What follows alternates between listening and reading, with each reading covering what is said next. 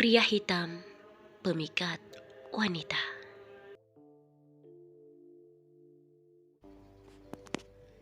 Sekelompok intel yang terdiri dari 5 orang, 2 laki-laki dan 3 perempuan, yaitu Alam laki-laki berkulit hitam, Alex laki-laki berkulit putih, Mika bermata sipit, Sandra berkulit putih, dan juga Nana berkulit sawo matang. Kepolisian setempat telah menyiapkan tempat tinggal bagi mereka, dan di tempat itu tinggallah Mika bersama dengan suami dan anaknya. Mika dan suaminya bekerja di tempat tersebut untuk memasak dan juga bersih-bersih. Awalnya semua baik-baik saja, berjalan seperti apa adanya, sebagai pekerja, sebagai tim. Namun hal itu seketika berubah saat mereka hendak menjalankan tugas di suatu pagi.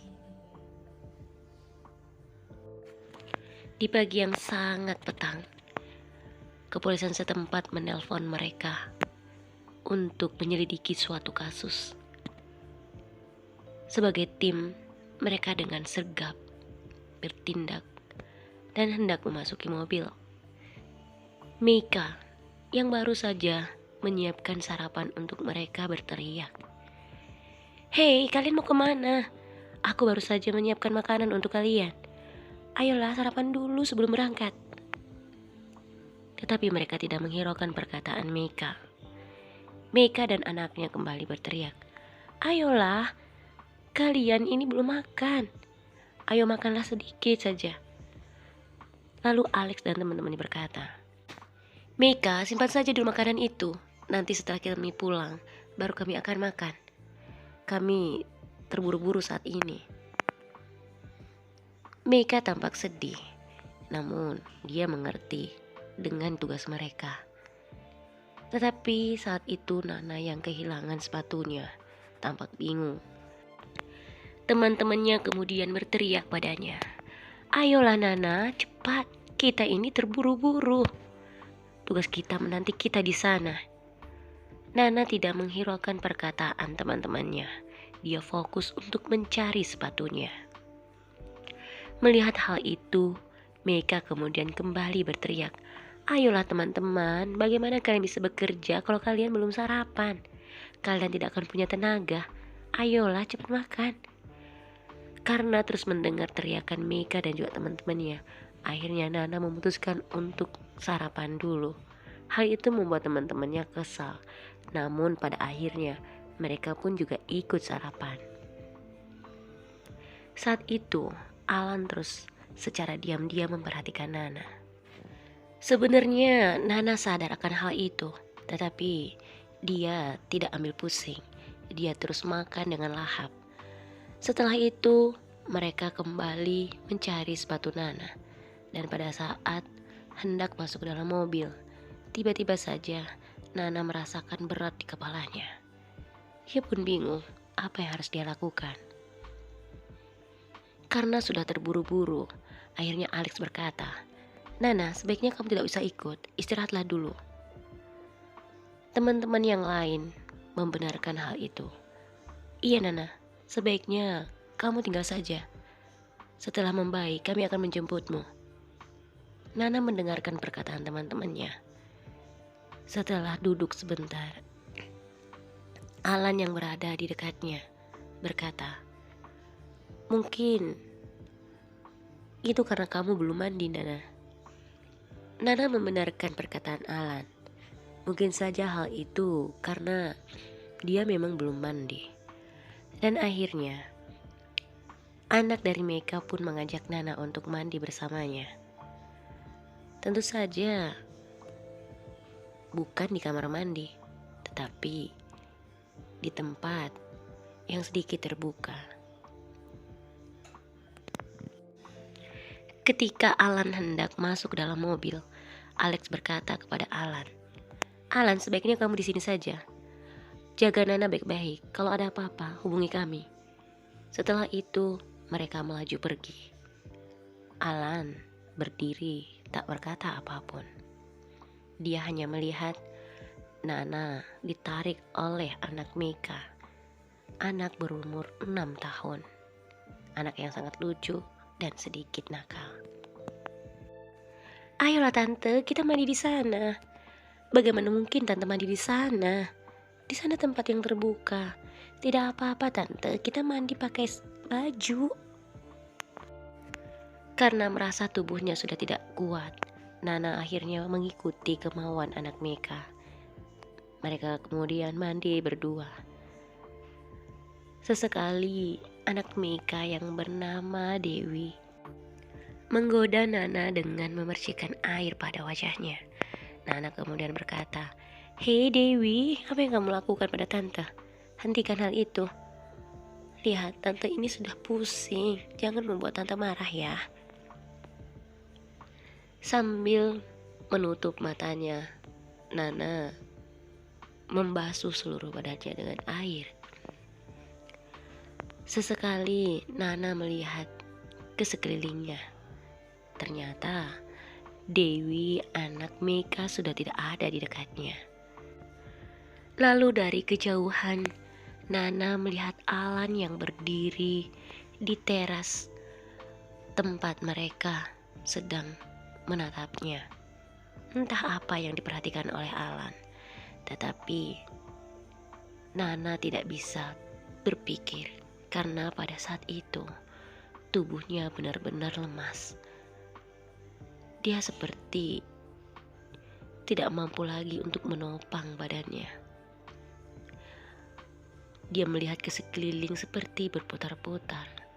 Sesekali dia memejamkan matanya sambil mencari pegangan. Dan akhirnya dia benar-benar tak sanggup untuk berdiri. Nana berusaha untuk meminta tolong. Dan ketika tangannya menyentuh tembok, dia mencoba untuk membuka matanya. Tampak di depannya terlihat samar-samar tubuh Alan mendekatinya. Saat itu juga Nana sudah tidak sadarkan diri. Beberapa jam kemudian akhirnya Nana sadarkan diri. Dia tampak kaget melihat dirinya sudah berbaring di atas kasur kamarnya. Dia berusaha keras untuk mengingat apa yang telah terjadi. Dia memegang kepalanya sambil melihat ke sekelilingnya.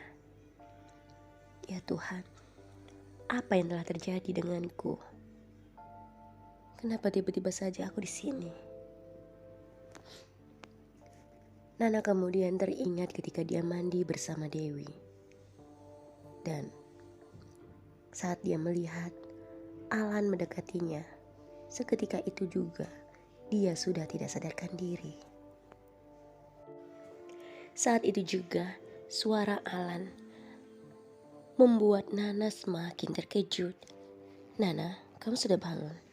Kamu sudah sadarkan diri. Aku senang. Akhirnya kamu sudah sadar."